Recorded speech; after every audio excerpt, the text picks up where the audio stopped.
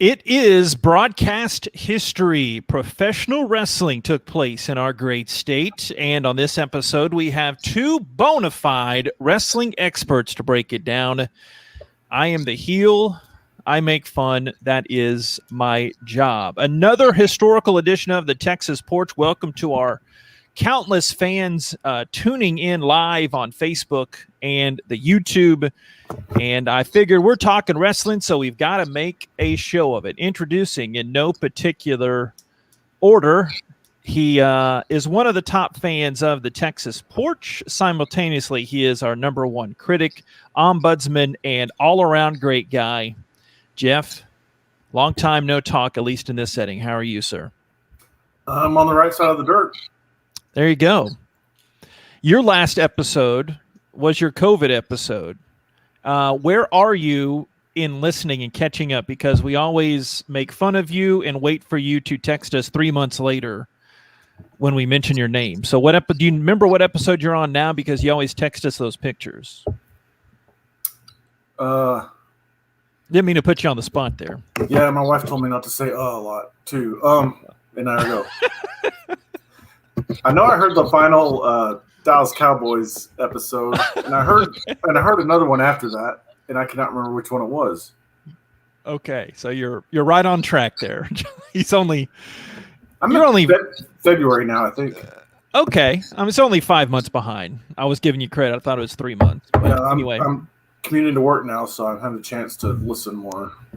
Okay. So. Well, we forgive you, but we'll give the background of Jeff and his wrestling expertise, the original edition of the Porch here in just a bit.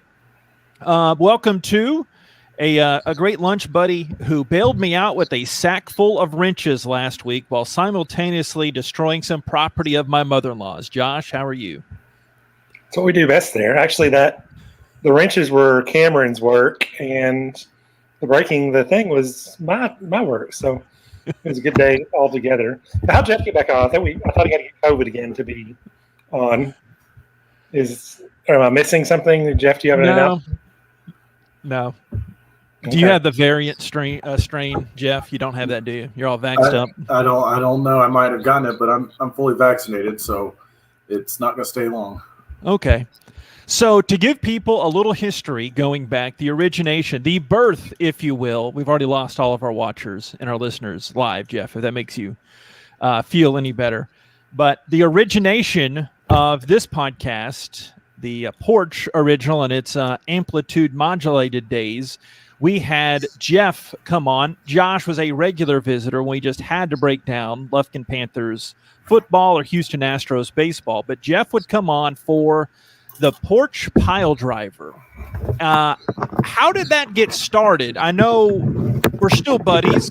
We might have been closer then and kept in better contact then, but do you remember how the original edition of this started? Jeremy Chance had a show on. Oh, okay. Called That's the right. Porch Pile Driver. And one day I turned it on and I heard him do a trivia question, so I called in and answered it and won tickets to a show. I started listening to that after that, and I hit you both up and said, hey, I think I need to be a co-host on this. So I kind of invited myself like I normally do. Yeah. Josh, is that how you remember it? We were breaking it down at lunch day, our pre-show meeting. Did Jeff perform well? We were trying to remember. Well, I guess we didn't really know how Jeff did in those previous shows. I think that was one of the highlights. There was Porch Pile Driver and Fishing from the Porch. I think without those, there'd be no actual show. That and the obvious of Lango. So I think pretty much you have to give credit to Jeff for being where you are today. Like Ross owes Jeff a thank you. They should send him a Christmas card, because without Jeff and the Porch Pile Driver, there probably would be no JP where he is today. He keeps us in check. He does keep us in check. So for those that listen to me, like I'm couching it, like there are people that are just so familiar with those old radio days, that would require me thinking an awfully lot of myself. So to refresh, I'm not even going to refresh. I'm going to tell you, back in those days, I don't watch wrestling. I don't like wrestling. I don't care for wrestling. Okay. But Jeff does, Josh sort of, right? Before we get started, that's kind of the order of this, right? Or Josh, you're more on Jeff's side than you are towards my side, right? Yes, I enjoy it, and I watch on occasion frequently. Used to our joke was during footballs whenever. Well, it wasn't a joke; it was just true. I didn't watch much during football season, but I hadn't watched a whole lot lately. Jeff's usually more consistent with it. Now that he's moved away, lots of times we kind of plan a Sunday a month. We hadn't done that recently, but we plan it around a wrestling pay-per-view, and I go up there, hang out, and watch that with him. So the majority of my wrestling watching is actually with Jeff, despite him living in a different city now. And Jeff, explain to the massive audience right now how you could like a quote-unquote sport like wrestling. Well, I don't consider it a sport. What's your favorite TV show? Right now or all time? Either. I'd say Breaking Bad. Let's say it for the audience. Good choice, Bad. But Breaking Bad is fake too, right? I believe so, yes. I'd be rather upset or concerned if it was a reality show. Yeah. So it's a television show is what wrestling is. Okay. How long have you been a wrestling quote-unquote fan? Since WrestleMania, right after WrestleMania 5, which was probably around 1988. Okay. Yeah. And so we're around the same age. You're in early double digits or late single digits, and you're liking the way this wrestling thing's going, right? Yeah, I don't remember exactly what happened, but my friend came over and we were channel surfing. He said he made me stop at wrestling, and I just liked the way you had good guys and bad guys fighting each week. There was something about that just was interesting to me. And back then, I knew it was quote unquote fake, but there was you just suspend your disbelief on it. You still don't believe that they actually like each other. They're actually friends because the way they just act around each other before a live audience makes you think that you suspend your disbelief and you actually get into the reality of it. Okay. And speaking of live audience, our live audience just cut. Oh my gosh, what's that? Who's making that noise? Okay, we got it. Our live audience just cut down in a third, so we're doing okay though. So we've answered the number one question from the start: is wrestling real? So I broke that down in a great in a journalistic fashion. So the ball is yours, so to speak. What's that? Somebody moving? All right, there we go. We're good. So the ball is yours, Jeffrey. Tell us the events that happened. And man, John Cena, that was crazy, man. That John Cena. This was the first since COVID happened. This is the first time, aside from WrestleMania, where the WWE got back before live audiences. So they kicked it off with SmackDown on Friday. Money in the Bank pay-per-view was on Sunday, and Monday Night Raw was last night. So, Josh, first of all, I just wanted to see what you thought about the Money in the Bank show and seeing a live audience again. I mean, I liked it. I thought it was entertaining. I ended up watching it yesterday afternoon with the Peacock Network, and I thought it was well done, especially having the fans back and not throwing a dud out there like occasionally they'll do. So what did you think was the best match of the night? You think it was Flair and Ripley, maybe? Seemed pretty good. There's not a right or wrong answer. Well, I'm trying to. I watched it, but yeah, that's what stands out to me. Obviously, the last one was pretty good before the Cena surprise, which I had to tell JP about. That's why he's faking that he knows something about it. But I thought it was pretty well done all around. What did you? I know you kind of have the same viewing habits I do, where you just kind of check out every once in a while, especially getting old like us. But did you happen to catch the big spot in the men's Money in the Bank match? Which one was that? When Ricochet came off the ladder and springboarded off the. Oh, the yes, ring I ropes. did. Yeah, I did. That was nice. Yeah, I really thought that was one of the most athletic moves I've ever seen, probably in wrestling. But yeah, it ended up with a big surprise at the end with John Cena coming down, and it looks like he's going to challenge Roman Reigns. So, JP, that's some things about wrestling today is that they've kind of gotten away from trying to develop the stars they have now, and they're bringing back old stars. Monday night, they brought back Bill Goldberg, who's probably about 60 years old at this point. And I know that name. I know Roman Reigns and I know Goldberg. I do know those names, I guess, from the pop culture side of things. Okay. Well, thanks for letting us know that you know these names. Sorry. Excuse me. Anyway, I think that what they need to do is they need to actually take a couple years off from these older names and try to develop their current guys. So I think it's going to take a little bit of long-term planning on their part. What do you think about that, Josh? I haven't watched enough recently to really make an opinion, but yes, I mean, when you bring up that Goldberg they brought him back last night, didn't they? I read it. I didn't watch it last night, but yeah, Goldberg's kind of pushing it out there. I think letting Cena come back after how many years has he been gone? He's been gone. He was at the COVID WrestleMania, so it's been a little over a year. Oh, okay. I don't think that's terrible to have him like for the SummerSlam thing where he's going to be in there, but yeah, in general, I agree with you of not totally going crazy like bringing back Goldberg, which I don't understand at all with what we've seen. I mean, isn't he borderline dangerous from what he's done? So that's the last thing you want is somebody getting a neck broken by him screwing something up.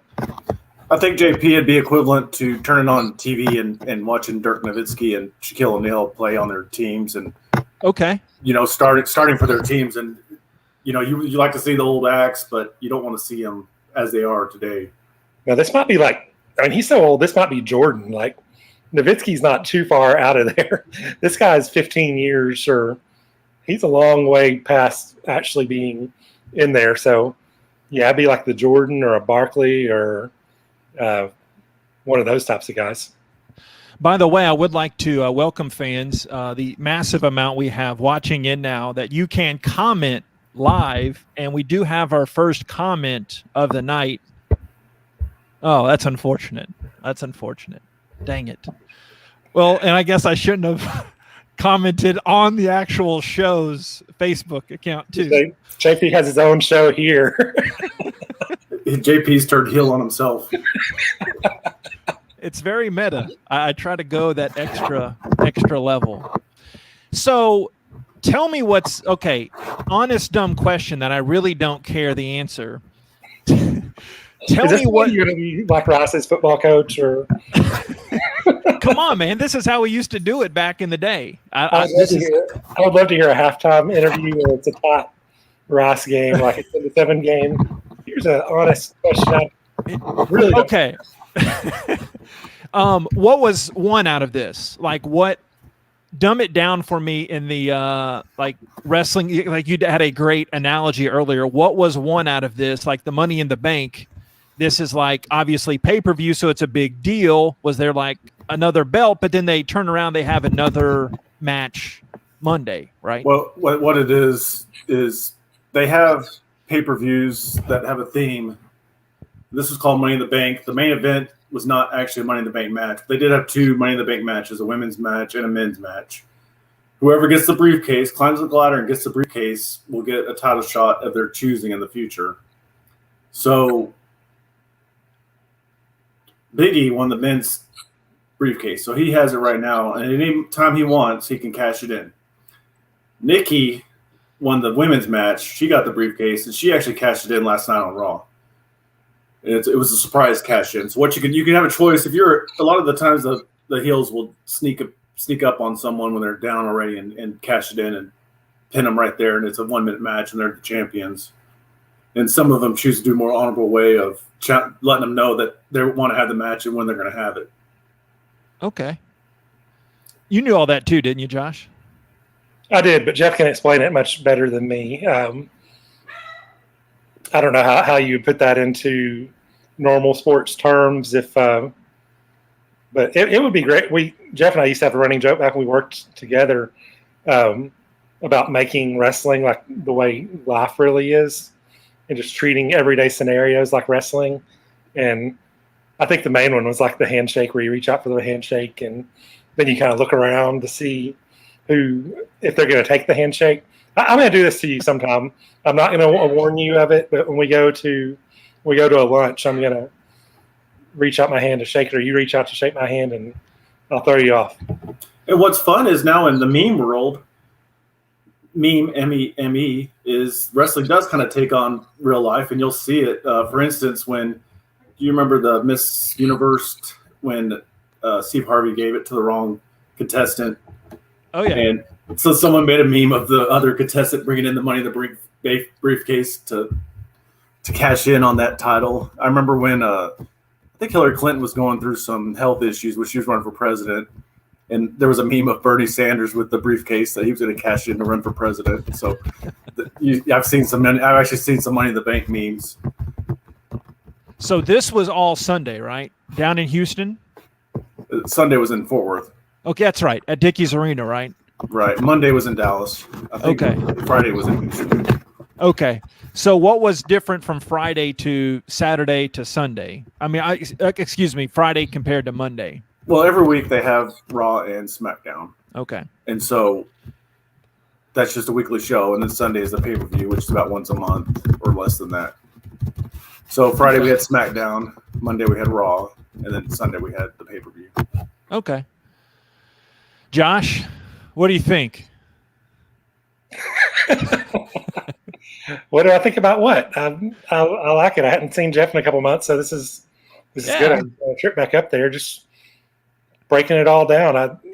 I knew that y'all didn't want like a real play-by-play of the thing, which I think we've done a pretty good job of doing. So, going good. So what happened? Did you talk about what happened Friday? You mentioned they were in Houston.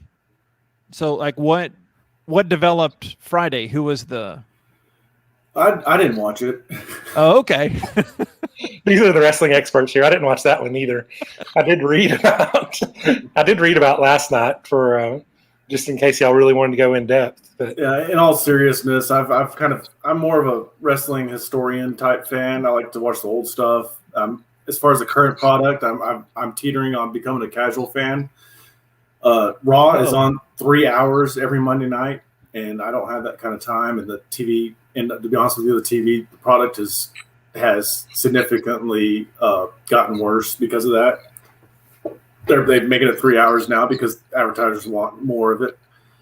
And so between that and SmackDown, that's 5 hours right there. There's other wrestling shows on during the week also, so someone could spend 10 hours a week watching it. So I mainly just watch the pay-per-views. They show highlight packages before every match that catches you up on every single storyline anyway. So that's what I do.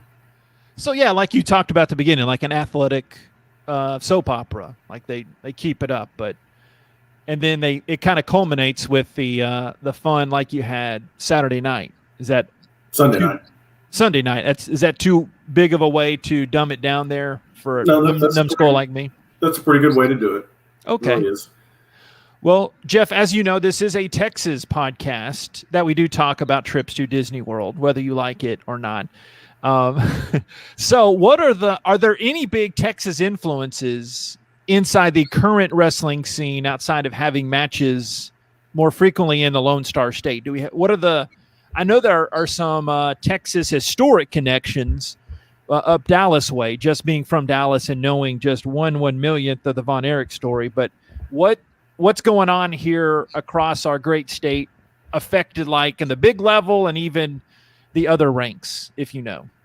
There's someone that made a comeback on Monday night was Keith Lee, and this was actually someone who played football for Texas A&M. And I'm not sure where he lives right now. I think he lives in the Dallas area. But he's one of the big stars that made a comeback Monday night. There's a couple of independent type shows.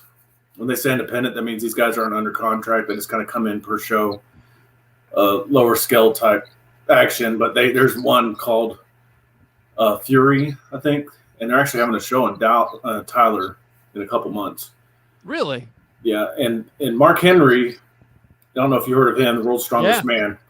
He's from Texas, of course, and he's part of that organization too. He's from Silsbee, right? Correct. Yeah. Remember, was he just in wrestling, or I guess he was a power lifter?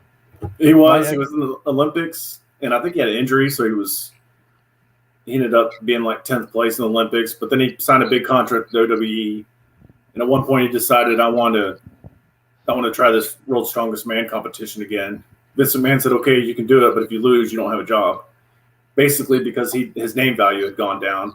And he went to the World's Strongest Man competition and won it pretty easily, actually, and became an even bigger star in WWE after that. And he's actually got a documentary on the Peacock now that's really good that you ought to watch. Yeah, I refused Jeff's Peacock login the other night because I knew I could wing it coming on a wonderful – oh, yeah, sorry, not supposed to talk about that. The one person, myself, logged on watching it. What was I going to say? I had something witty. Oh, yeah.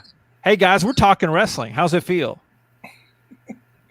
Pretty good. Do you know the East Texas connection, which isn't a current one? I do. Can I say it, or do you want to go ahead and tell the story? No, have at it. Former Angelina College star basketball player, The Undertaker, right? Yeah. Yeah. Beyond that, I don't know. He played basketball for Angelina College, like you said, and he might be the biggest star in the history of the sport, or the sports entertainment world, I should say. No way. We all know each other through our ties to this town, so that's why it comes into place. What's funny is one time, he had a WrestleMania winning streak that was 20-something, and we actually watched it at Josh's house when his winning streak fell to Brock Lesnar. And I said what we ought to do is report that as a news story. Former Angelina College Roadrunner loses WrestleMania losing streak. Winning streak, I mean.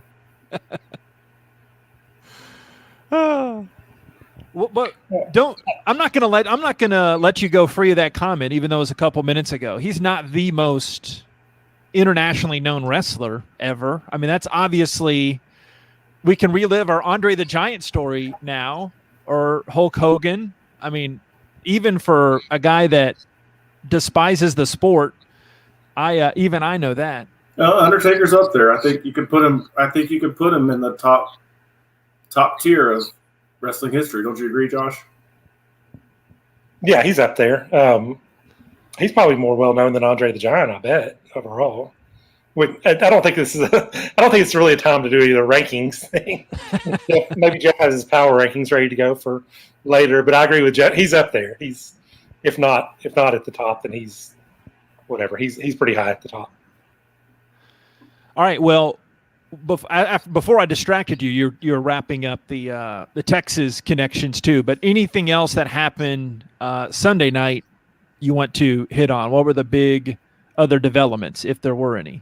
Well, I think the elephant in the room is the Peacock Network. And Josh, you didn't watch this live, so you may not have witnessed this. No, I was going to ask about it because it came across fine when I was watching it yesterday. So they corrected it. So go ahead. So WWE Network, Vince McMahon came up with the idea of the WWE Network, which was going online, and it has the whole WWE library, and then plus new shows, new pay-per-views. And it really changed. I wouldn't even say it changed wrestling. It changed TV. A lot of other sports companies jumped on that kind of thing, and to have their sports online, you get it on the Roku app. Anyway, he sold WWE Network to Peacock for $1 billion for 5 years, I believe. $1 billion?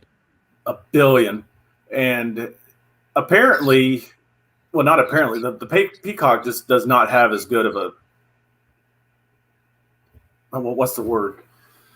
How you say how you navigate it is not nearly as good, and it doesn't have all the content over that the WWE Network has. And then we found out Sunday night while watching the show that it started glitching out, and everybody around the world thought it was their device or their Wi-Fi. So everybody was resetting their Wi-Fi and restarting their app, and myself included. I think I finally restarted the Roku. It started working again, and one until after that, I found out that everybody that had Peacock was having the same problem. So they've still got a lot of work to do, and that definitely is one of the bigger storylines right now with WWE. Forgot to pop my top earlier, so here you go. I don't have one in here right now. Sorry. Hey, you know what? You know what they were doing, Jeff? They were doing all of y'all a favor by turning off that. that was cheap heat right there, JP. Cheap heat. That's what you call it. Okay. No, okay. I don't know when we're going to do this again, so you have to tell us the Andre the Giant. Remember, we had is this coming back to you now that you would give me like a weekly Andre the Giant story on the original? We talked about it last time I was on the podcast. Oh my gosh, really? But if you need a story, do you remember our Super Bowl bet? Refresh me. It was the Bears versus the Colts, and I was a big Bears fan, and you bet me. We did a bet. Back then. Okay. I thought you meant like this past Super Bowl. Sorry. No. Do you remember it now? No, still don't. Okay. So we did a bet over the air about it, and I don't remember what you had to do if you lose, but we know I lost because I was singing Boomer Sooner the day after the Super Bowl on the air. Because the Bears lost. Yes. Yeah, that was the rainy one down in Miami, right? The only thing I remember about that is Peyton Manning and the Bears. Hester ran back the opening kickoff for the touchdown. It's the first and only time in history to do that. That's all I remember about that Super Bowl, really. I remember you singing this. That's the first time I heard the Boomer Sooner lyrics and realized just exactly how terrible they are. So now every time they play Texas and score like 15 touchdowns, I know what they're saying. I have no recollection of this whatsoever. It happened. Does that make you feel good? All right. That's a good segue because one of the things that you're like a lava lamp to me, Jeff, for many reasons. You're honest, you're direct, but you're sports fandom. And Josh and I talk on air and off, not about you or behind your back. We'll say that stuff to your face, but just about people being bandwagon fans and their rooting interests. So you're a Bears fan. You're Oklahoma State fan, and you're a Mavericks fan and an Astros fan. Yeah, we talked about this last time I was on the podcast too. Did we, Josh? Yeah, we did. I was there. Dang it. Okay, so just real quick, just in case you don't want to go back and listen. I don't think we did. I don't. Well, 2 against 1. I trust. Go ahead. Sorry. Maybe it got edited out of the actual version, but yeah, maybe so. I was there to see it before any editing, so I know it was there. Go ahead. I'm so sorry. So I lived in Hawaii from 8 years old until I was 15. So over there, you don't have. So you can finish the story now. You don't have a sport. You don't have. There's no real sport team close by, so you just kind of pick the ones you want to go for. And the Bears were the first team I ever heard of. So that's why I was a fan of theirs. My dad raised me to be an Oklahoma State fan, and my Astros and Mavericks come from, moving to Texas. But why not Astros and Rockets but no, that's right, no Cowboys because you're Bears. So why not? And I like the Cowboys too. Okay. Cowboys are like 1B, but Astros was just working at the paper with Josh, and we had the Astros on every day, so I just became a fan of theirs. And then the Mavericks, that was back, when they got good with Nowitzki. They first beat the Jazz that series. They used to be horrible, and then out of nowhere they came with Nowitzki and Nash, and I just got to be a fan of theirs then. Okay. That was after I was a big Bulls fan while, growing up in Hawaii and then moving here, and Jordan was around, so I had to find a new team after that. So you could say I've got some bandwagon in me too. Oh, that's fine. Everybody's a bandwagon at some point. That's how you get to be a fan. The Astros had the Roger Clemens tie-in too, because he was a Clemens fan, along with him being on the TV all the time. That's right. Going the Astros, so I think that's when it really took off. Sorry, Josh, but Jeff, you have an unhealthy obsession with Thomas Walkup too. Really? You had one, right? Yeah, I remember you saying he was my daddy on one of the episodes. Dang it. You're remembering all this gold that I don't. Yeah, okay. Must have been Thomas Walk because he. Why is it such a healthy obsession? Where are you getting this from? What did I do? I don't know. I just remember you being really. I mean, he was an awesome player. Still is, I guess, right? Still overseas, but I don't know. I just wanted a shot to kind of. I had a couple years there where I had ringside or courtside seats for the SFA Lumberjacks, which is probably the most underrated ticket in the nation, especially back then. Especially then, and Walkup happened to be the best player on the team then. So JP's giving me a look, but so I was a big SFA fan, but I don't remember anything being really unhealthy. But maybe that is what makes it unhealthy, is I don't see the problem for myself. And Jeff did go to SFA, so it's not like he latched on. Oh, they won a tournament. Oh yeah, I know. So there's, that's legitimate even by your standards. So how did you sink a boat, or almost sink a boat? Oh yeah, but it didn't happen in Texas. Is that okay? Tell a story. Yes, Mr. Critic of the Texas Porch. 2 weeks ago, we took a vacation to Broken Bow, Oklahoma, and it was me and my wife and our 3 kids, and her sister and her 2 kids, and my wife's parents. And we got a pontoon boat, and my father-in-law was driving the boat, and he was driving along, and there's 10 or 11 of us on that boat and a big old cooler too. And he stopped the boat, and a little bit of water came on. Well, I've never been on a pontoon before, so I thought, okay, well, that's just normal. Didn't think much of it. And he went driving it again. This time he's going fast. And he came to a sudden halt. That water came onto the boat and started tipping the boat over. And I just stood there and watched my life flash before my eyes. And someone smarter than me said, get to the back of the boat. So we all just ran to the back of the boat and kept it from sinking. But and then we learned after that, you got to stop real gradually. But we think it was because there were so many of us on that boat, because it sounds like that's not normal. Yeah, I'm no pontoon boat expert, but I imagine physics kind of taught you a lesson there. Yeah.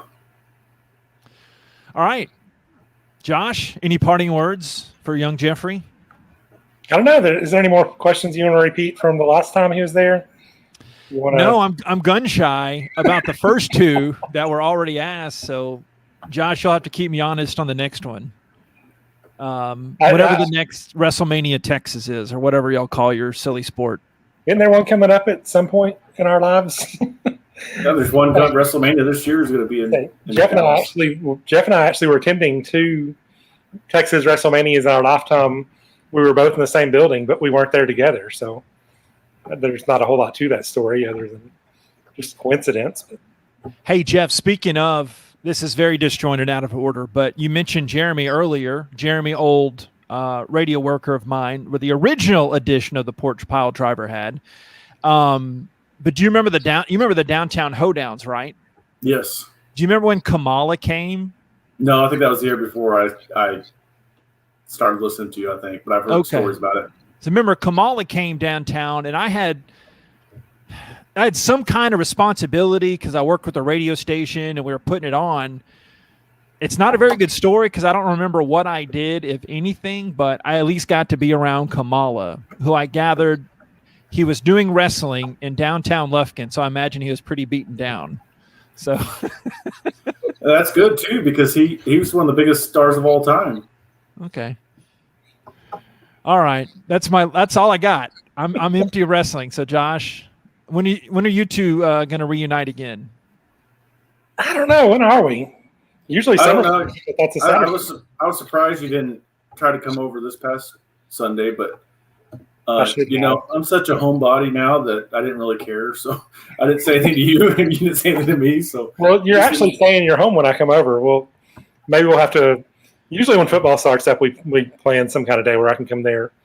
Because SummerSlam never works out because school's the next day, correct? Yeah. Well, it's Saturday this year, but I think you'll. Oh, really? Yeah, I think you'll have your family there. Okay. Yeah.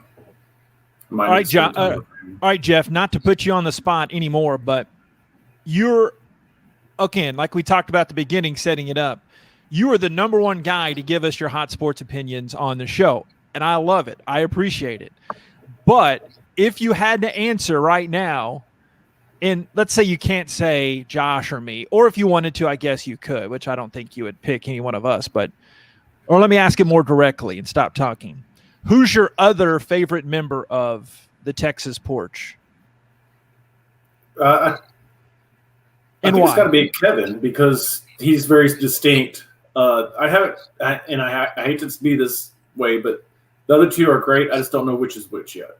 So I'm sorry about that. But yeah, if I heard him talk or met saw him in person, I would be able to know which is which and which one likes the barbecue. But yeah, Kevin's got to be. He's kind of in a class by himself. Yeah, and I think that's because he's got the broadcast background, so he's got the flair. He's really dramatic. He probably could have talked wrestling. He's really redneck and really trashy, so I think he likes wrestling. So there. I don't know. Yeah, and I like to, I like to listen to you, JP, because I like to. I'm very big into how I make a conversation go and keeping it going and what sounds right. I do a lot of when I trail off, and I don't like it that I do that. So I like to listen to how you talk. And when someone gives an opinion, you don't sit there and try to expand on it. Sometimes you just let give them their opinion, then you move on to the next thing. And I think that makes really good audio. Well, thank you. Josh and I are broadcast professionals. Just hold off on the big announcement just yet. We'll get to that. Big announcement's coming. Oh, so was the announcement tonight or was the announcement that we're on Facebook? No, that's not the announcement. I just decided that last minute. Okay, but when you said big announcement, we're going to be on Facebook. Are we on Facebook because there's a big announcement, or is the announcement that we're on Facebook? This is very who's on first. The big announcement is not happening yet. Okay. But you're right. The verbiage was off a little bit by me saying the big announcement tonight was that we're on Facebook and YouTube. Shout out mother-in-law for watching, by the way. So other big announcement coming later at a time of our choosing on live recorded broadcast airspace. Just don't worry about it right now. So yeah. You have a lot of announcements. We do. What do we got to do about that?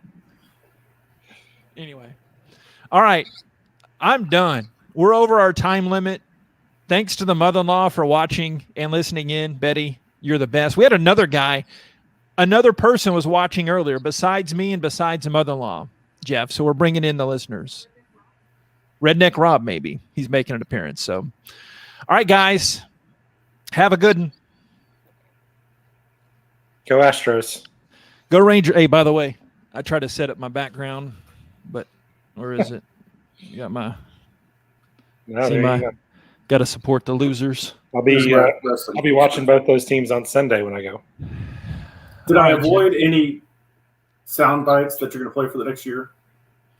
No, sound bites are not bad. I've used your other one for time on time. I've used it at least 10 times. It keeps me listening to the end. That's the idea. That's the idea. You can take anything out of context. You won't know till you hear it. Yeah. Just stick that on the end of your little show there. Josh said one time. All right, folks. That was an excellent episode, I must say.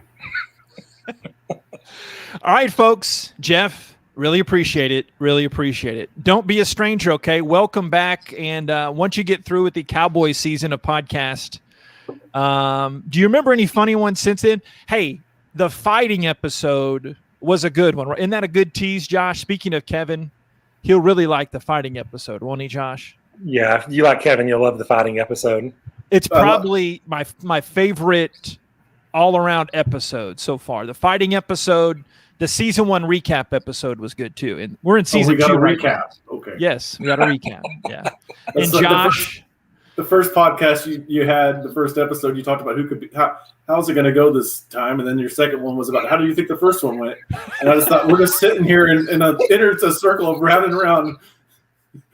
But the Mark Cuban encounter was a pretty good story.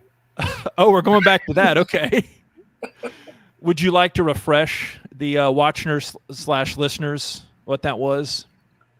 You got to remind me. I mean, let me know if I'm wrong, but you saw him in the bathroom and you offered to shake his hand, didn't you?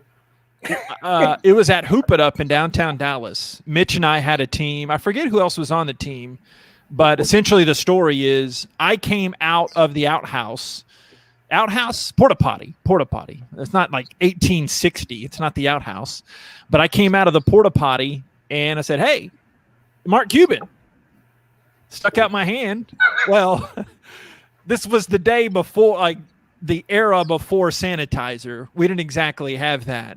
So he shook my hand, and let's just say I did not have a number one in that outhouse / porta potty. After you told that story, Josh just deadpanned. That's the worst celebrity encounter I've ever heard of. Have you gotten to the Clippers one yet? Me, what I did with Mitch's stepdad's Clippers? Yes, that was the most that you somehow managed to find a more awkward story than the one of someone dying. So congratulations on that. Let's not forget that story. Yeah. The Grace one you're talking about? Yes. Yeah. There's another one. Okay. There's another one. That's why you want to listen to the recap of season 1 where Josh kind of stepped in it. But yeah, you guys have had your awkward moments. The guy that talked about, was it Kevin that was talking about who he wanted to have on the show, and he named someone, and the person had left us the month before. Yeah, Wade Wilson, Commerce legend. Mm-hmm.